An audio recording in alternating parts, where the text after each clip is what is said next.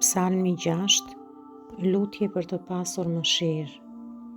Mjeshtri të korit për instrumenta me tela, mbi një harp me 8 tela, psalmi i Davidit. O Zot, mos më ndreq në zemërimin tënd, dhe mos më dëno në zjarrin e indinjatës sate. Ki mëshirë për mua, o Zot, sepse jam i sfilitur nga e keqja. Shërom, o Zot, sepse kockat e mia po vuajnë, edhe shpirti im po vuan shumë. Po ti, o Zot, deri kur? Ktheu nga unë, o Zot, çliroje shpirtin tim, shpëto më për hir të së mirës sate, sepse në vdekje nuk do të kujtoj njeri. Kush do të kremtoj në Sheol? Unë jam sfilitur duke pshërëtir, çdo natë e lak shtratin me vajin tim, dhe bëj që të rrjedhin lotë mbi shtrojen time.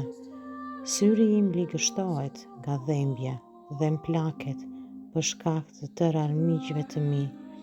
Largohuni nga unë ju të gjithë shkaktar të padrejtësisë, sepse Zoti ka dëgjuar zërin e vajit tim. Zoti ka dëgjuar lutjen time. Zoti e ka pranuar lutjen time. Tërë armiqtë e mi do të shushaten dhe do të hutohen, do të kthejnë krahët dhe do të shushaten në çast. Leximi i ditës, Psalmi 6. Vargu kyç. Zoti e dëgjoi lutjen time. Zoti do ta pranoj lutjen time. Shpjegimi. Ky psalm është një lutje nga një zemër e lodhur. Davidi është në dhimbje, shpirtërisht, emocionalisht, fizikisht. Ai qan, lutet dhe ndjen dobësi të madhe, por në vend që të largohet nga Zoti, ai afrohet më shumë tek ai. Davidi nuk fsheh dhimbjen e tij, ai flet hapur për lotët, frikën dhe lodhjen, dhe pikërisht aty ndodh ndryshimi. Ai fillon me ankth, por mbaron me besim, sepse kupton, Zoti e ka dëgjuar lutjen e tij. Mesazhi është shumë i fuqishëm. Nuk është dobësi të qash para Zotit. Ai dëgjon dhe lutjet e thyera.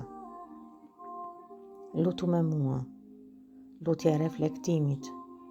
O Zot, ti e sheh lodhjen dhe dhimbjen time. Kur zemra ime është e rënduar, më jep forcë dhe paqe. Faleminderit që dëgjon çdo lutje, edhe ato që dalin mes lotësh. Më mbaj pranë teje dhe më rikthe shpresën. Në emër të Jezus Krishtit. Amen.